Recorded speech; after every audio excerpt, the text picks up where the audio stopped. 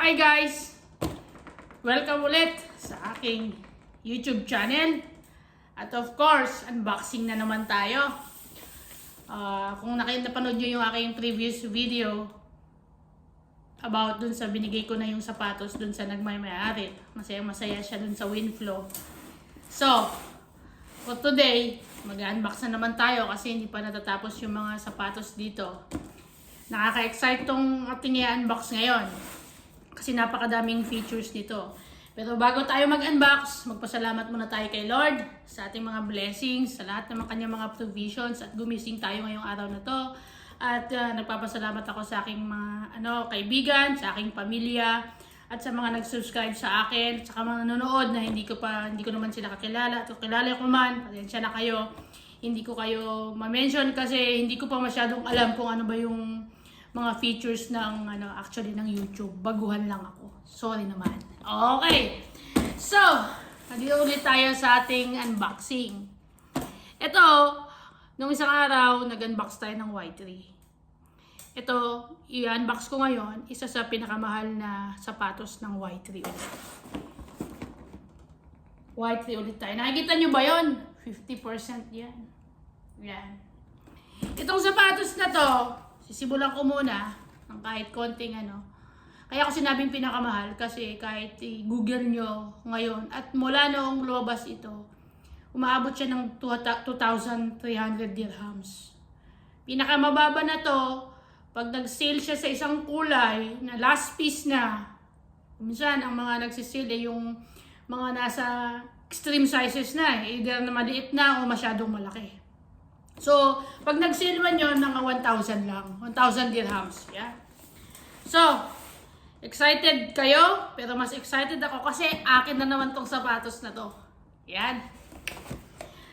Buksan natin muna yung box. Ito. Yun. Di ba? As usual, meron ulit siyang flyer about dun sa Y3. Okay? Dalawa ngayon. Siguro tigisang paa. Oh, flyer niya ito. Flyer naman ito isa.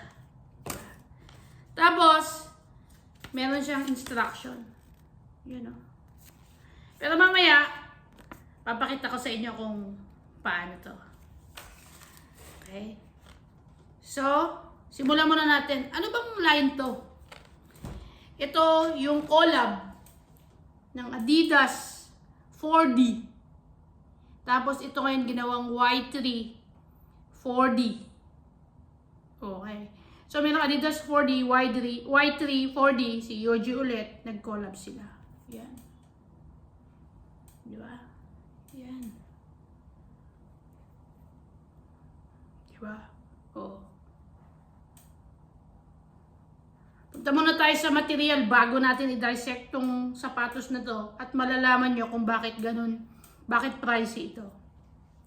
So, outer niya, mesh, tapos rubber. Ito yung kaniyang parang 4D na pinifeature nila dito. 4-dimensional. Tapos, syempre, cushioning ulit. Pagka lumalakad ka, mararamdaman mo yung lambot. Rubber. Tapos, leather. May material na leather dito sa bandang tongue. Okay. Tapos, flat lace ulit. Okay. Ang ilalim niya, of course, rubber din. Yeah. So, bakit kaya ito mahal? Papakita ko sa inyo. Siyempre, tanggalin ko muna tong na to. Maniwala kayo sa hindi, dalawang sapatos to. Tanggalin ko. Oh. Pwede mong gamitin na ito lang. Pwede mong gamitin na ito lang. Okay? Pag tinanggal mo to, meron siyang nilagay na extra na ganito. Tang. Ito, nadidikit mo agad dito sa loob. So actually, kung iisipin mo, dahil meron ito, pwedeng dalawang size in a shoe. So, kung 38 sana to, ito, ngayon, pag tinanggal mo to, pwede nang suotin ng 39. Totoo po yun. So ngayon, ito nga, itong tang na to, dahil tinanggal mo itong inlet na to, na sapatos, pwede mong ilagay ito ngayon. Kakabit mo lang ito yung pinakatang niya ngayon. Ganun siya. Tapos papasok mo siya sa loob. Meron siyang lagayan doon para hindi siya matanggal. Papasok mo doon. So, hindi natin may lalagay ngayon kasi may tatagalan tayo, ano? Tapos, ito na siya magiging tang niya sa loob. Tapos, papasok mo sa loob para didikit siya doon. Parang ganyan yan. Tadan, tadan. Yun na yung tang niya ngayon. So, breathable na siya. Di ba? Breathable na siya. So, dalawang purpose. Siyempre, pag taglamig, lagay mo to. Di ba? Pagka mainit ang panahon, ito. Pwede ka rin hindi magmedyas. Di ba? Tapos, ang ganda ng support niya dito. Lambot. Kaya, tinan nyo, hindi ka magkakapaltos eh. Sarap po. Oh. Rubber, leather ito, nilagyan ng rubber foaming. Galing, di ba? Tapos tagalin mo ulit ito. Gusto mong ikabit yon. So, di ba yung mga minsan, parang mga, ano bang mga event yun na parang ganyan yung mga sapatos nila, yung sa karate. So, naka-white sila, no? So, papasok mo ngayon ito. Tingnan mo din itong material nito. Lambot din. Tapos sa ilalim, rubber. Tapos ito parang felt paper. Tapos ito, stretchable material. Yan o. Tapos pasok mo ulit sa loob yan. Tapos yun na yun. Di mo na kailangan ilagay ito ulit. Di ba? Ang galing, ano? Di mo na kailangan ilagay. So, gano'n lang disenyo niya. Gano'n. Di ba? Breathable siya, may support siya kahit tinanggal mo yung inner na na shoe. Tapos meron ka pa ring support sa labas kasi may mesh siya. Okay. Tapos tignan natin 'to. Anong nandito? May extra ulit. Napansin ko, lahat ng mga Y3 either may dalawa, may isang extra o dalawa. Kasi yung isang furniture ko na na Y3 Kaiwa, meron siyang bali tatlo, yung nakakabit na isang block, tapos yung spare na block, tapos meron pa siyang white. Ito dalawang block lang. Alangan naman kasi kapag white ang ilagay mo dito. Kasi tinan nyo, yung kulay niya green, yung mesh niya green din, tapos red ito, di ba? Tapos lagyan mo ng white, jologs tayo noon. Pero tingnan mo, ang ganda ng nasa loob niya kasi red. Tapos, tinernohan nila dito sa lagayan ng kanyang sintas. Diba? Tinernohan nilang ganun. Galing, no? So, may dalawa siyang tang. Siyempre, magkabilaan, ano? Tapos, may isang spare na, na sintas. Ano pa ang laman ng box na to? Oh. Dalawa ulit. Dalawa ulit. Na kanyang bahay. Bahay ang tawag mo sa ganito. Okay? Dalawa ulit. Diba? Yun. Oh. So, ang tanong ko, worth ba ito?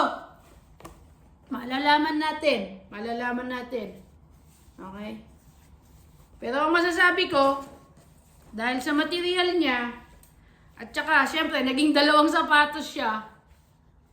Okay? Siyempre, added sa cost yun. Tapos, siyempre, yung kanyang mga features. Isa ito sa pinakamahal na Y3. Ito. Kahit Google nyo to, makikita nyo to, 200, 2,300, mag-sale ito. Pinakamababo na yung 1,000. Pero pag may alam kayo, sabihin nyo sa akin kung saan. Ito, kita mo, may technical features siya. Feature niya yung dial-in support niya. Ito nga yung 4D niya. Actually, may 4D ako. Adidas 4D ako eh. Pero nasa Amerika. Pagbalik ko doon, i-feature ko yung 4D na yon para may comparison tayo. Yung 4D actually ng Adidas, wala siyang mesh. Tapos syempre wala nakalagay na Y3. Tapos hindi siya dalawang shoes. Ang pinaka 4D lang ay itong feature niya na dialed in na na sole niya. Ito lang. Pero naman yun, yung kanyang vamp at saka material sa taas, breathable. breathable siya. Yung parang yarn na naman. Yun. So, balik tayo dito. Kaya ito, technical features niya, may flex zone siya. Ito daw yung kanyang flex zone. Yeah, actually, tama. Ito naman talaga ang flex zone. Kasi ito, dito, yung sa paa natin, yan yung pag naglalakad tayo. Ito yung gumaganito, di ba? Basta yung Tagalog yun. Hindi ko alam. Pero alam ko, nagigets nyo yung ibig kong sabihin. Okay? Tapos, yung heel cushion niya nga, ito. May heel cushion siya. Ito, sasabi ko sa inyo, leather ito, may foam sa loob. Di ba? Yung heel cushioning niya maganda.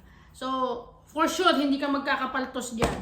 Pero actually, ang dahilan naman ng pagkakapaltos ng tao is hindi mostly sa gawa ng sapatos. Minsan, sa masikip. Kapag hindi mo size yun, dun ka magkakapaltos. Believe me, maraming beses ako nagkapaltos kasi noon, ang akala ko 38 lang ako. Yung pala 38.5. Pero, nung nag-shoes na ako, from 38.5 hanggang 40 sinusot ko yan. Kasi minsan nakalagay 40, pero kasya naman sa akin eh, comfortable ako. Marami akong shoes na size 40. Lalo na sa mga Jordan. Sa mga Jordan shoes, okay? So, ito ang ating Y3 ngayon. Y3 4D. Okay? Ang tawag nila, ang line ng color nito, ang sabi nila ay brown black bread. Brown black bread. Bakit parang may bread? Red. Yan. Sea brown ang tawag nila. Ewan ko kung bakit sea brown. Mukhang green naman to. Siguro, nomenclature lang nila yon, you know? So, ang tanong ko, tingin nyo, magkano ko na-score tong sapatos na to? Hindi natin pwedeng sabihin dito online. Magagalit yung yung sponsor ko. Magagalit yung sponsor ko. Pero sabihin nyo na, ang price nito, hindi bababa sa 1,000. Pag naka-sale siya, extreme ang sizes nun, either yung pinakamalaki at wala namang pinakamaliit, pinakamalaki. Yun. So, ang price range nito ay nasa 1K up to 2,300. Ganyan. So, guys, ito ang in-unbox natin ngayon. Oops, nabagsak pa siya. Ang Y3 4D. Okay. So, hanggang sa muli guys. Thank you for watching and thank you for subscribing my YouTube channel. Please don't forget to like and share pag may time kayo. At sa mga nasa Amerika na nanonood, magandang umaga sa inyo. Sa Pilipinas, magandang gabi. At dito sa Dubai, magandang hapon sa inyong lahat. Hanggang sa muli guys. Maraming salamat. Bye-bye!